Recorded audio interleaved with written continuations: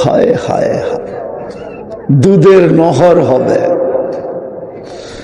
মধুর নদী, দুধের নদী, মিষ্টি পানির নদী। হয় আরেকটা হবে যেটা আজকে আমাদের যুবকরা, আমার পুরো যুবকদের যৌবন মাটিতে মিশা যেতেছে, যেটার কারণে মাদক। যুবক আমার কথা ভালো মতে বোঝো, মাদক ছুঁইলেও যৌবন চলা যায়, ছুঁইলে। বিশ্বাস হয় না?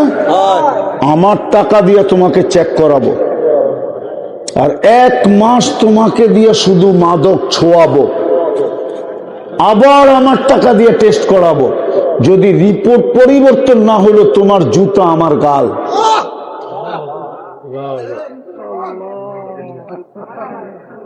আমি চ্যালেঞ্জ দিলাম কুমিল্লায় বসা,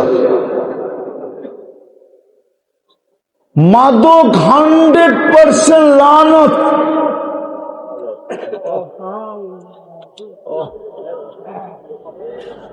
বক্ষণ না,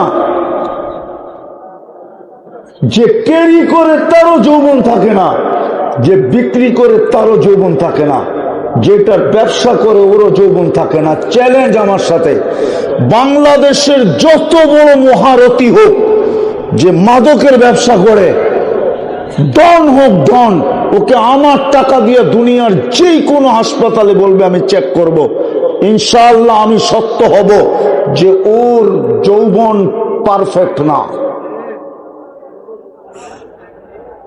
ওরও যৌবন থাকে না। মাদক যে ক্যারি করে ওরও যৌবন থাকে না, মাদক যে ছোঁয় ওরও যৌবন থাকে না। লানত, প্রমাণ দিমু। হাজিরা হজে গেলে মুআল্লিমরা বলে, যদি পায়ে হাইটা যায়, আরাফার থেকে যখন মুজদালিফায় আসে, তো ওইখানে একটা জায়গা আছে বতনে ওয়াদি বলে, ওই জায়গাটা দ্রুত গতিতে পার হইতে হয়। আল্লাহ রসুল 1400 বছর আগে যখন সাহাবাদেরকে নিয়ে পার হইতেছিলেন, তো আল্লাহ রসুল বলছে দ্রুত গতিতে পার হও, কেননা হাজারো বৎসর আগে এখানে আল্লাহ লানত পতিত হয়েছে, ওটার ক্রিয়া এখনো আছে, ধীরগতিতে চললে তোমাদের গায়েও ছোঁয়া লাগতে পারে, এই জন্য দৌড়ে পার হও। মাদক 100% লানত, যৌবন মাটিতে মিশে যেতেছে। দ্বিতীয় হলো ইন্টারনেট। এই জন্য আমি শেষ জায়গায় চলে আসছি। সোনা বানাইতে চান না? চান না? আরে চান? কে কে চান দেখি? পাক্কা? নামান নামান। আমল বেশি করতে হবে না, সোনা বানানোর পদ্ধতি আমি শিখাইতেছি, ভালো করে মনে রাখেন, ভালো করে। আমল বেশি করতে হবে না। যদি বেশি করতে হইতো তাহলে এই মাদ্রাসার নুরানিতে পড়ানো হইতো না, ইয়াকফি কাল আমালুল, ইয়াকফি কাল আমালুল, অল্প আমল যথেষ্ট, এই মাদ্রাসায় পড়ানো হইতো না। আমল বেশি প্রয়োজন নাই, কিন্তু যতটুক করব অতটুক যেন মুহাম্মদুর রাসূলুল্লাহর আদর্শের বাহিরে না হয়। একটা করেন, অল্প করেন, আর ওনার আদর্শ মানবেন না কেন? উনি তো 23 বছর আপনার জন্য চোখের পানি জড়াইলেন। দুনিয়ার থেকে যখন বিদায় নিতেছিলেন তখনও চোখে পানি। জিবরিল জিজ্ঞাসা করছে, এখন কাঁদেন কেন? 23 বছর তো বলতেন উম্মতের জন্য কাঁদি, এখন তো আল্লাহর সান্নিধ্যে চলে যাবেন, এখন কাঁদেন কেন? বলছে, আমার পরে উম্মতকে দেখা রাখবে কে, এই জন্য কাঁদি। যিনি এখনো কবরে কাঁদতেছেন, আবুল্লাহ সামরকান্দি রহমতুল্লাহ আলাইহি বলতেছে, কবর থেকে উঠবে, ওয়া হুয়া ইয়াবকি ওয়া ইয়াকুল, কাঁদতে কাঁদতে উঠবেন আর বলতে বলতে উঠবেন, জিবরিল আমার উম্মত কোথায়? রাগ হয়ে যায় না? আমরা তো চোখে দেখি, যার উম্মত ইউনিয়ন পরিষদের একটা চেয়ার পাওয়ার জন্য মরতে রাজি, মারতে রাজি, রক্তের বন্যা বহায়া দিতে রাজি, সন্তান এতিম করতে রাজি, স্ত্রীকে বিধবা করতে রাজি, তারপরে ইউনিয়ন পরিষদের একটা চেয়ার পাইতে হবে, তারপরেও আগেরটা বললাম না, ওই রসুল কিয়ামতের মাঠে হায় হায় মাকামে মাহমুদ পাবেন, কিন্তু দুনিয়ার কোনো আলেম আমাকে প্রমাণ করে দিতে পারবে না 1 সেকেন্ডের জন্য ওই চেয়ারে বসবেন না, শুধু হাতলে হাত রেখা দাঁড়ায় থাকবেন। চ্যালেঞ্জ দিলাম কুমিল্লায়, কোন আলেম যদি আমাকে দেখাইতে পারে আল্লাহ রসুল 1 সেকেন্ডের জন্য বসবেন, হাতলের উপরে হাত রেখা দাঁড়ায় থাকবেন। আল্লাহ বলবে বন্ধু দুটাই তো চেয়ার বানাইলাম, একটার নাম কুরসি, একটার নাম মাকামে মাহমুদ। কোরআনেও তো লেখা দিলাম ফাতাহাজ্জাত বিহি নাফিলাতাল লাক আসা আইয়াব আসাকা রাব্বুকা মাকামাম মাহমুদা। আমাদেরকেও শিখাইয়া দিলেন আজানের দোয়া পড়লে বলো আতিহি মাকামাম মাহমুদা। বসা দেখবেন না, বলছে যে 3 জায়গায় ছুটবে ও বসে কি করা, আমি তো হাউজে কাউসারে ছুটবো, আবার মিজানের ওইখানে ছুটবো, আবার পলসেরাতে ছুটবো, আমি তো সারা মাঠ চিৎকার দিয়া দৌড়াইতে থাকবো উম্মতি উম্মতি উম্মতি। যেই দিন 1.25 লক্ষ নবী বলবে নাফসি নাফসি, সমস্ত ফেরেশতা বলবে নাফসি নাফসি, এমনকি জিবরিল আলাইহিস সালাম পর্যন্ত বলবে রব্বি সাল্লিম সাল্লিম লিয়ান্না রব গাসিব লাম ইয়াগযাব ক্বাবলু ওয়া লাম ইয়াগযাব বাদু। আল্লাহ আজকে এমন নারাজ হইছেন, কখনো হন না আর কখনো হবেন না। বিদায় জিবরিল পর্যন্ত বলবে সাল্লিম সাল্লিম, বাঁচান বাঁচান। ওই দিন মুহাম্মদুর রাসূলুল্লাহ চিৎকার দিবে উম্মতি উম্মতি বলে। একমাত্র শোনা হওয়ার পদ্ধতি হলো ওনার আদর্শ। একটা করেন আমল, একটা বললাম না, এই মাদ্রাসায় পড়ানো হয় ইয়াকফিকাল আমালুল ইয়াকফিকাল আমালুল, অল্প আমল তোমার জন্য যথেষ্ট হবে, কিন্তু শর্ত হলো আখলিস। আখলিস যেটার মেইন অর্থ হলো মুহাম্মদুর রাসূলুল্লাহর রঙে রঙিন হয়ে করো, ওনার আদর্শ মতো করো। অল্প আমল যথেষ্ট হবে, অল্প আমল দ্বারা আপনি শোনা হয়ে যাবেন। একটু আগে যেরকম দেখাইলাম, 1 ডুব পানি বিনিময়ে কি জান্নাত, বিনিময়ে কি জান্নাত। আল্লাহ রসুল তো আরো নিচে আসছেন, বলছেন ইত্তাকিন নার ওয়ালাউ বিশাক্কি তামরা, খেজুরের একটা টুকরা দিয়ে হলো জান্নাত নিয়ে নাও, জাহান্নাম বুঝাইয়া দাও 1 টুকরা খেজুর, এটা দিয়ে জাহান্নাম বুঝা যাবে। এই জন্য যদি নিজেকে সোনা বানাইতে চান, রাস্তা একটাই, দ্বিতীয় কোনো রাস্তা নাই। বলবেন রসুলও তো দুনিয়ার থেকে চলে গেছে, 1400 বৎসর হয়ে গেছে, দুনিয়ার থেকে চলে গেছে 1437 বৎসর হয়ে গেছে, উনাকে পামু কই? এই জন্যই হাসান জামিল সাহেব বলে গেছিলেন, আমি শুধু একটাই আপনাদেরকে 2টাই ক্ষেত্র দেখাবো, রসুলের রঙে রঙিন হতে চান তো এটা সুরক্ষিত রাখা আছে এখনো হক্কানি আল্লাহ ওয়ালাদের কাছে আর এই দ্বীনি মাদারেস গুলার কাছে। এখনো ওই রং, ওই দোকান, যেই দোকানে গেলে আপনি রং পাবেন, রসুলের রঙে রঙিন হতে পারবেন। যেই জায়গায় গেলে পরশ পাথর পাবেন, যার ছোঁয়া লাগলে আপনার আমি সোনা হয়ে যাব। এই জন্য আমি 2টা কথা বলবো, এই 2 জায়গার সাথে সম্পর্ক জোড়েন। একটা হলো কি দ্বীনি আর হলো হক্কানি আলেম ওলামা আল্লাহওয়ালা। হক্কানি আলেম ওলামা আল্লাহ, এদের সাথে সম্পর্ক জোড়েন। সম্পর্ক বুঝেন? হ্যাঁ। আর 24 ঘন্টায় 2টা কাম করেন। পারবেন? পারবা? যুবকরা পারবা? কে কে পারবেন দেখি? পাক্কা পাক্কা তো? হ্যাঁ হ্যাঁ, নামান। 24 ঘন্টায় কয়টা কাজ? একটা হলো আজকের থেকে নামাজ কখনো ছাড়বো না, ওয়াদা। হ্যাঁ, এর চেয়ে বড় অপরাধ কিচ্ছু নাই। আপনি যুক্তি দিয়ে আমাকে বুঝান, মালিক আপনাকে 5 বার ডাকলো আর আপনি ডাকও শুনলেন, সমর্থ ছিল, কিন্তু নিজের ইচ্ছায় আপনি ডাকে সাড়া দেন নাই, ওই মালিক আপনাকে চাকরিতে রাখবে? হ্যাঁ, 5 বেলা কে ডাকে? হ্যাঁ, আরে কোন আল্লাহ ডাকে? আল্লাহ চিনেন? হ্যাঁ, কোন আল্লাহ ডাকে?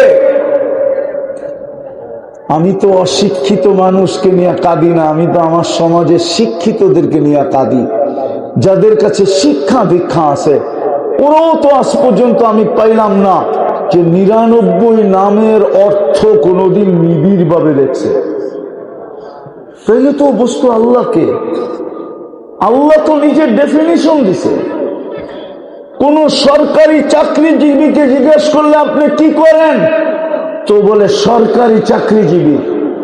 আবার যদি জিজ্ঞেস করা হয় কোন সেক্টরে করেন, তো সেক্টরের কথা বলে। আবার যদি জিজ্ঞেস করা হয় পদবী কি, তো নিজের পদ দিয়া পরিচয় দেয়, ঠিক না? আরে গেছেন কোনদিন থানায়? ওসির কামরার সামনে পরিচয় কি লেখা? শুধু নাম? আর না, কি লেখা?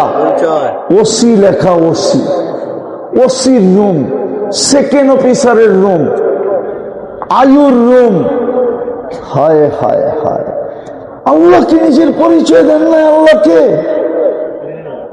এই মজমা তো একদিনও 99 নামের অর্থ কেউ দেখছে কিনা আমার জানা নাই। এই বিশাল মজমা এই যুবকরা কোনোদিন দেখছে কিনা? ওরা তো সারাদিন ইন্টারনেট ঘাটে, ওরা তো ইচ্ছে করলে ডেলি একবার দেখতে পারে, না হোক সপ্তাহে একবার দেখতে পারে, মাসে একবার দেখতে পারে। ওদের ইন্টারনেট তো 24 ঘন্টা চালু। ওরা তো ইন্টারনেট দেখতে দেখতে ঘুমায়া যায়। হায় হায় হায়, আল্লাহর পরিচয় জানেন? আল্লাহ তো নিজের পরিচয় দিছিল যে আমি কোন আল্লাহ তোকে ডেলি 5 বার ডাকি। হু আল্লাহুল্লাযী লা ইলাহা ইল্লা হু আর রহমানুর রহিমুল মালিকুল কুদ্দুসুস সালামুল মুমিনুল মুহাইমিনুল আজিজুল জব্বারুল মুতাকাব্বিরুল খালিকুল বারিউল মুসাব্বিরুল গফফারুল কাহ্হারুল ওয়াহাবুর রাসাকুল ফাত্তাহুল আলিমুল কাবিদুল বাসিতুল খাফিদুর রাফিউল মুইসুল মুদিল্লুস সামিউল বাসিরুল হাকামুল আদলুল লতীফুল খবীরুল হালিমুল আযীমুল গফুরুশ শাকুরুল আলিয়ুল কবীরুল হাফিজুল মুকিতুল হাসিবুল জলিলুল করিমুর রকিবুল মুজিবুল ওয়াসি আল হাকিমুল ওয়াদুদুল মজিদুল বাঈসুল শহীদুল হকুল ওয়াকিলুল কবিয়ুল মতিনুল ওয়ালিয়ুল হামিদুল মুসি আল মুবদি আল মুঈদ আল মুহয়ি আল মুমীত আল হাইয়্যু আল কাইয়্যুম আল ওয়াজিদ আল মাজিদ আল ওয়াহিদ আল আহাদ আল সামাদ আল কাদির আল মুক্তাদির আল মুকদ্দম আল মুআখ্খার আল আউয়াল ওয়াল আখির আল তাহির ওয়াল বাতিন আল ওয়ালি আল মুতাওয়ালি আল বররু التواب المنتقم العفو الرؤوف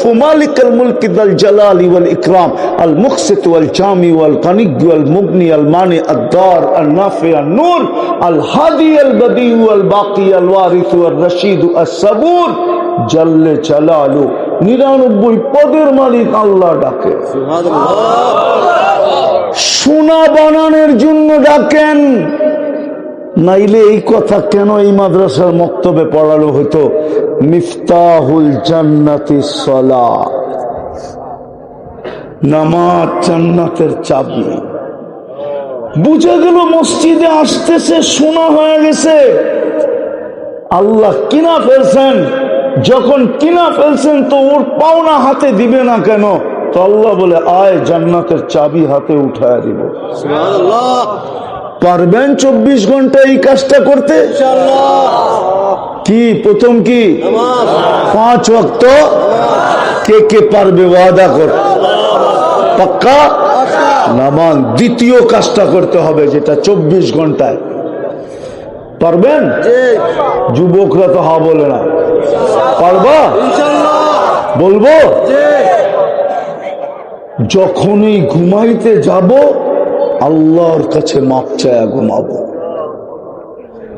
কঠিন না, সহজ। সারাদিন কি করলা যুবক, এটা আমার বিষয় না। সারাদিন তুমি কি দেখলা, এটা আমার বিষয় না। সারাদিন কি গুনাহ করলা, এটা আমার বিষয় না। আমার বিষয় দুটাই, আজান দিলে তুমি মসজিদে ছুটা যাও কিনা। দ্বিতীয় আমার বিষয় হলো ঘুমাইতে গেলে তুমি আল্লাহর কাছে মাপ চাও কিনা। নাইলে হতে পারে একদিন ঘুমাবো আর কোনোদিন ঘুমের থেকে উঠবো না। পারবেন? ইনশাআল্লাহ। হ্যাঁ ইনশাআল্লাহ পারবেন। ইনশাআল্লাহ। আমি 100% একিনের সাথে বলতে পারি, বিশ্বাসের সাথে। 6 মাস করে দেখেন, 6 মাস কন্টিনিউ ঘুমানোর সময় মাপ চায় ঘুমান। 6 মাস। আমি বিশেষ করে যুবকদেরকে বলবো, 6 মাস করো। তুমি যা স্বপ্নে দেখবা ওটা বলার জন্য তুমি আমাকে খুঁজবা, আমার বিশ্বাস। কেননা আমার কাছে একটা প্রমাণ নাই, শত প্রমাণ আছে। আমার এই কয়দিনের জীবনের, ওয়াজের জীবনের আমার কাছে শত প্রমাণ আছে, যেখানে যুবকরা রাস্তায় গাড়ি থামায়া বলে, কেউ ফোন করে বলে, কেউ দূর দূর থেকে আমার সাথে সাক্ষাৎ করে বলে যে হুজুর শিখাইলেন কি, করতেছি কি, আল্লাহ দেখাইতেছে কি। আমি যেই যুবক করছে, আমাদের সম্প্রদায়ের না, আমাদের ধর্মের না, এমন যুবকের ফোন আমার কাছে আছে যে বলছে আমি তো আপনার ধর্মের না, কিন্তু আমি তো করতেছি, শুই না, আমি এটা এটা দেখতেছি। এখন আমার মন বলতেছে আমি আপনার ধর্মে ঢুকবই ঢুকবো। সুবহানাল্লাহ। যদি একজন বিধর্মী, আমাদের ধর্মের না, সে যদি করে এই ফল পাইতে পারে, আমি পুরা ভাঙলাম না। আজকেও আমি গাড়িতে আসার সময় সে আমাকে ফোন করছে, কালকেও করছে, পরশুদিন আমার প্রোগ্রাম ছিল নীলফামারী, ওই দিনও করছে। যুবক বলতেছে আমি কখন না জানি মরা যাই, আমি দেখতেছি কি ডেলি, আল্লাহ আমাকে কি দেখাইতেছে। ও যুবক, আল্লাহ যদি ওকে দেখাইতে পারে তোকে কেন দেখাবে না? তুমি তো মুসলমানের ঘরে জন্ম। পায়ে হাত দিয়া বলি, বিশেষ করে যুবকদেরকে, তোমরা আমার জাতির সম্পদ, তোমরা আমার দেশের সম্পদ, তোমরা আমার ধর্মের সম্পদ। আমি চাই তোমরা জান্নাতি যুবক হোক। তোমাদের যৌবন মাটিতে মিশা যাক, এটা আমি চাই না। আমি চাই তোমরা জান্নাতি যুবক হও। আমি চাই তোমাদের সাথে যেন আমার সমুদ্র সৈকতে আড্ডা হয়, আড্ডা। জান্নাতে সমুদ্র সৈকত আছে, 2 বার ডেলি আড্ডা হবে, সকালে একবার, বিকালে একবার। কি হবে? আড্ডা। বোঝো আড্ডা? হ্যাঁ, আড্ডা হবে। আল্লাহ কুদরত দিয়া খাওন পাক করে পাঠাবে, খাওয়ালাও হবে। আর আসার সময় যখন ফিরবে তো পুরা ডানাওয়ালা এক একটা ধৈরা ধৈরা নিজের জান্নাতে চিরদিনের জন্য নিয়ে আসবে। সুবহানাল্লাহ। ডানাওয়ালা বোঝো না? ওরা কোত্থেকে বুঝবো? ওরা চিনে ডানা কাটা, ওরা তো ডানাওয়ালা চিনে না। কিরে, ডানা কাটাই তো চিনো, ঠিক না? আরে না, চিনে ডানা কাটা, নাহলে শীষ দিয়া কেন একটা একটা যায়, ডানা কাটা যায়। কেননা বেপরদায় গেলেই তো ডানা থাকে না। নারী যখন বেপরদায় যাবে ওরা ডানা থাকবে না। জান্নাতের গুলা কেউ দেখে নাই, না জিন, না ইনসান, না ফেরেশতা, কেউ দেখে নাই। আল্লাহ কুদরত দিয়া বানায় রেখা দিছে। প্রতিদিন সকালে একটা, বিকালে একটা। সৈকতে যখন যাবে, ফিরার পথে সবার হাতে একটা একটা ধরায় দেবে। আমাদের সেক্রেটারির হাতেও ধরায় দেবে। আবার বাড়িতে গেলে ঝগড়া হয় কিনা হয় না, হ্যাঁ, যে তুমি আমারে ভুলে যাইবা কিনা, ঠিক না? হ্যাঁ, একটা একটা ধরায় দিবে আল্লাহ। হায় হায়, আমি তো চাই ওদের সাথে আমার জান্নাতের সৈকতে আড্ডা হোক। চাও? পারবা ঘুমানোর সময় তওবা করতে, মাপ চাইতে? শুধু মুখ দিয়ে বলো আল্লাহ মাপ চাইলাম, আর ঘুমায় যাও। আল্লাহ মাপ, আল্লাহ মাপ চায়, ঘুমাইলাম। হায় হায় হায়, পারবো? ওয়াদা? সর্বশেষ আপনাদের কাছে একটা অনুরোধ, বাংলাদেশটা টিকা আছে কেন জানেন? আমি দুনিয়া ঘুরা বলতেছি, আমার দুনিয়ার অ্যানালাইসিস, ঘুরার অ্যানালাইসিস, ঘুরারও তো একটা অভিজ্ঞতা আছে না নাই? না নাই? বাংলাদেশটা টিকা আছে কেন জানেন? দুই কারণে, 2 থেকে 3টা কারণে বাংলাদেশ টিকা আছে। নাইলে করোনার সময় সারা দুনিয়া বলছিল বাংলাদেশ শেষ। কেননা কেউ তো সচেতন না। একটা মাস্ক কিনছে 3 বছর চালাইছে,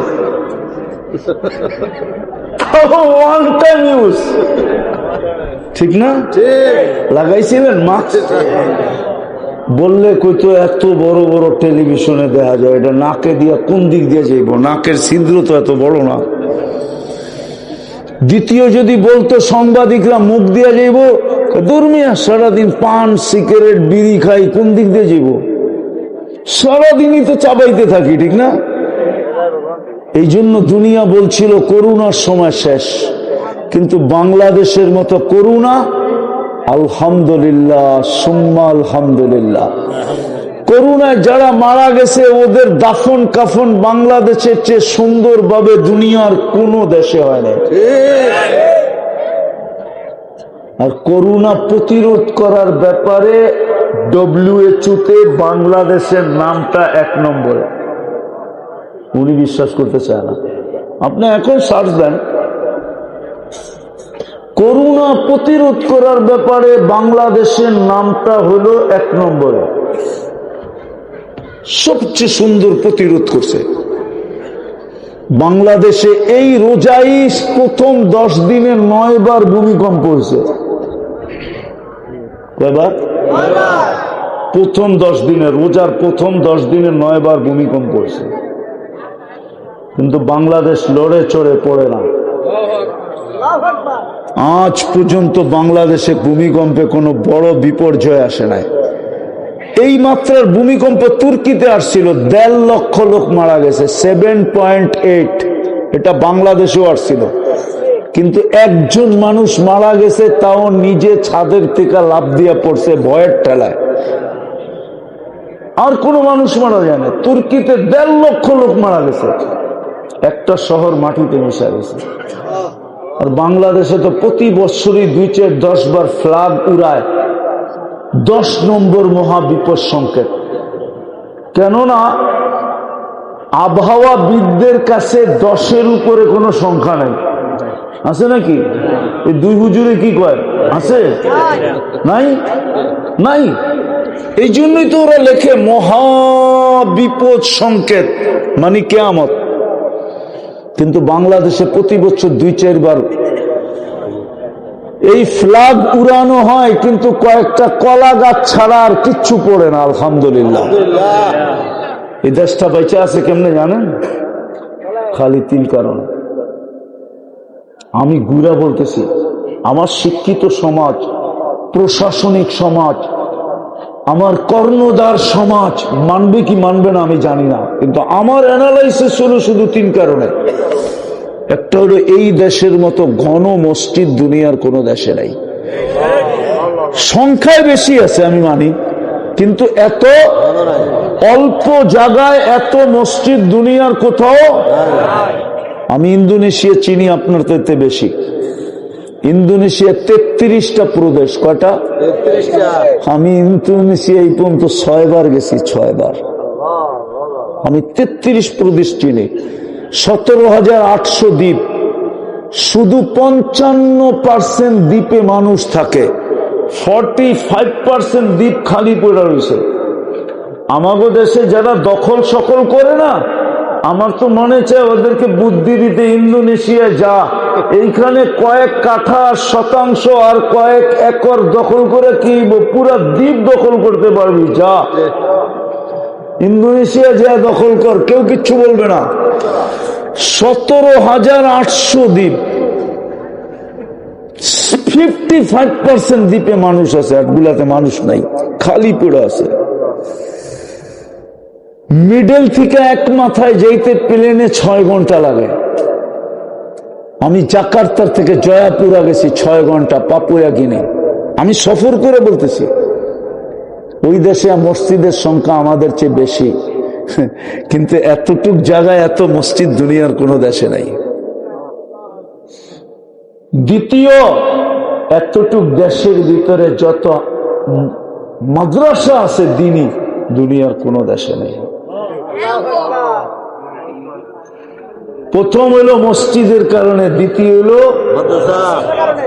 মাদ্রাসা মক্তবের কারণে, আর তৃতীয় হলো বাংলাদেশের মতো আলেম ওলামা আল্লাহ ওয়ালা দুনিয়ার কোনো দেশে নাই। যদি থাকতো তাহলে জার্মানিতে আমার কাছে 700 কিলোমিটার দূর থেকে একটা মাসলা জিজ্ঞাসা করতে আসতো না। আমি ফ্রাঙ্কফুর্টে বসা ছিলাম, এই বয়ান আমার নেটে আছে। 700 কিলোমিটার থেকে এক নব মুসলিম আসছে একটা মাসলা জিজ্ঞাসা করতে। আমি বললাম কেন, কত দূর থেকে? 700 কিলোমিটার দূর থেকে। আমি বললাম হাদিসের আলোকে আমার মন চায় তোর পাও দুইটা চুমা দিই আমি, কেন আল্লাহ রসুল বলছে ও যত দূর হাইটা আসছে, অতিক্রম করে আসছে, 2 দিকের গাছপালা এমনকি বালুর কণা পর্যন্ত ওর জন্য দোয়া করতেছিল। আমার মন চায় তোর পাও দুইটা একটা চুমা দিই। মাসলাটা শুনলে তো আপনিও আশ্চর্য হবেন। বলবো ও বলে আমি নব মুসলিম, আমার মা বাবা মুসলমান হয় নাই, আমার ইসলাম আমাকে কি বলে, আমি অমুসলিম মা বাবার সাথে আমি কেমন ব্যবহার করব। আজকে তো কোনো মুসলমান সন্তানও হুজুরদেরকে জিজ্ঞেস করে না, আমাকে আজ পর্যন্ত কেউ জিজ্ঞেস করে না কোনো মুসলমান ছেলে যে আমার মা বাবার সাথে আমি ব্যবহার কেমন করব, আমার ইসলাম কি বলে। বাংলাদেশে আলেম ওলামা হক্কানি আল্লাহ ওয়ালা যা আছে দুনিয়াতে কোথাও নাই, এই জন্যই আমাদের দেশটা টিকা আছে। আমি বললে আরো লম্বা হয়ে যাবে। আপনাদের স্বাধীনতা 5 তারিখে আমি দেখি নাই, আমি ওই দিন দেশে ছিলাম না। আমি 18ই জুলাই চলে গেছিলাম ইংল্যান্ডে। 18ই জুলাই ছিল প্রথম শুক্রবার, ওই শুক্রবারে আমার বয়ান ছিল শাহজালাল মসজিদে ইংল্যান্ডে, লন্ডনে। আমি দেশে ফিরে আসছি 18ই আগস্ট। আমি আপনাদের স্বাধীনতার সময় ছিলাম না। যেদিন স্বাধীন হইতেছিল ওই দিন আমি মাটিতেই ছিলাম না। আমি 5 তারিখে ইংল্যান্ড থেকে যাইতেছিলাম ক্যানাডায়। নামার পরে শুনছি দেশের এই অবস্থা। আমরা বাহির থেকে শুনতাম, আমি আসছিলাম একদিনের জন্য, 18ই আগস্ট আইসা আমি আবার পরের দিন চলে গেছি কোরিয়া। আমি সেপ্টেম্বরের 23 তারিখে দেশে ফিরছি। যেটাও ফিরছি ওটাকে ফিরা বলে না, এটাকে বলে কি ক্রস করছি আমি দেশ বাংলাদেশকে। আমরা বাইরের থেকে শুনতেছিলাম যে হয়তো এই দেশটা মাটির সাথে মিশা যাবে। আমরা কানাঘুষা শুনতেছিলাম ইংল্যান্ডে বসা, ক্যানাডায় বসা, বাহির থেকে শুনতেছিলাম যে দেশটা হয়তো মাটির সাথে মিশা যাবে, গৃহযুদ্ধ না হয়ে যায়। বাঙ্গা বলবো আপনাদেরকে, 17 বৎসরের স্বাদ এত তাড়াতাড়ি জিব্বার থেকে নাইমা যাবে, এটা কেউ ভাবতেই পারে না।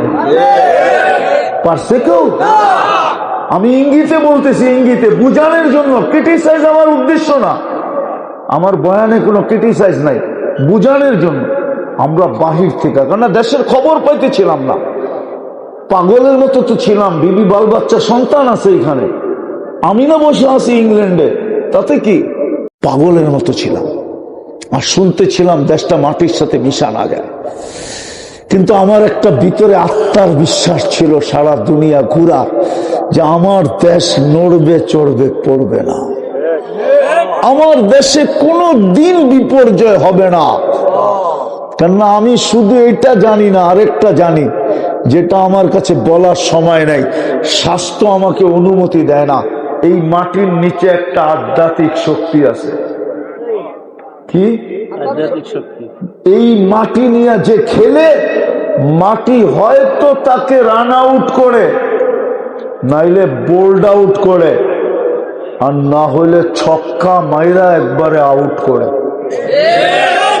এই মাটির নিচে একটা আধ্যাত্মিক শক্তি আছে, আপনারা জানেন না। এই মাটির নিচে, বাংলাদেশের মাটির নিচে একটা আধ্যাত্মিক শক্তি আছে। আবার কোনোদিন যদি আশা হয়, সুযোগ হয়, তাহলে শোনাবো। এই মাটির নিচে একটা আধ্যাত্মিক শক্তি আছে। এই জন্য 1400 বৎসর, এখন বাংলা সন চলতেছে 1437, আরবি চলতেছে 1447। এই 1400 বৎসরের ইতিহাসে বলে যে বাংলাদেশের মাটির নিচে একটা আধ্যাত্মিক শক্তি আছে। এই মাটি নিয়ে কেউ খেলতে চাইলে এই মাটি তাকে ছাড়ে নাই, নাই, নাই, নাই, নাই, আর কোনোদিন ছাড়বে না, না, না, না। কেননা শুধু আধ্যাত্মিক শক্তির কারণে। বিদায় তিনটা জিনিসকে টিকায় রাখা, আমাদের অস্তিত্বকে টিকায় রাখা। একটা হলো মসজিদ, একটা হলো মাদ্রাসা, একটা হলো হক্কানি আলেম ওলামা আল্লাহওয়ালা। আলহামদুলিল্লাহ, আপনাদেরকে আল্লাহ একটা ব্যবস্থা দিছে এইখানে। আপনারা হয়তো ঘুমায় থাকেন, এইখানের হেফজোখানার ছেলেরা সুবে সাদেক হওয়ার 1 ঘন্টা আগে ওঠে। আমি তো খোলা বলি, আমার বয়ানে আছে, শত বয়ানে আছে।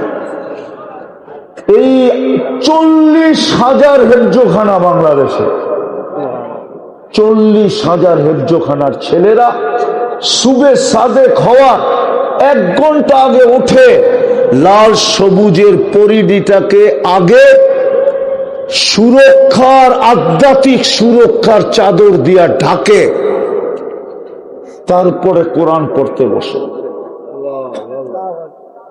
একটা কথা আপনাদেরকে বলবো, এই জন্য আপনি দেখবেন বাংলাদেশে বড় মাত্রায় ভূমিকম্প যতগুলা এই পর্যন্ত আসছে, বাংলাদেশের জন্মের থেকে নিয়ে আজ পর্যন্ত একটাও আপনি দিনে দেখাইতে পারবেন না, সন্ধ্যায় দেখাইতে পারবেন না। চ্যালেঞ্জ আপনার সাথে আমার। বড় মাত্রায় 6 উপরে যা আছে, 6 থেকে নিয়ে 6 উপরে সবগুলা দেখবেন শেষ রাত্রে।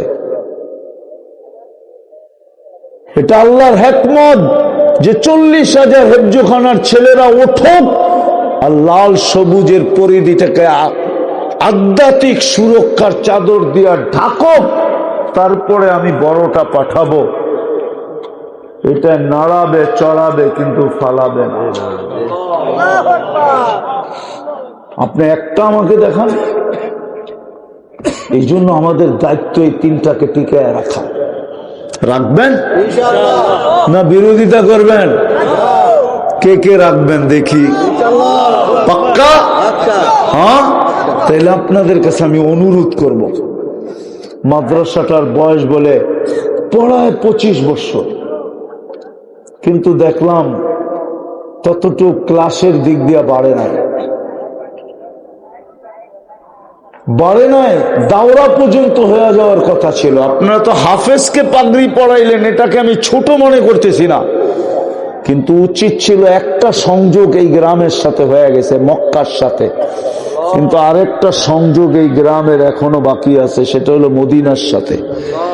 যেদিন হাদিস এখানে পড়ানো হবে, ওই দিন মদিনা মুনাব্বরার সাথে আপনাদের সংযোগ হবে।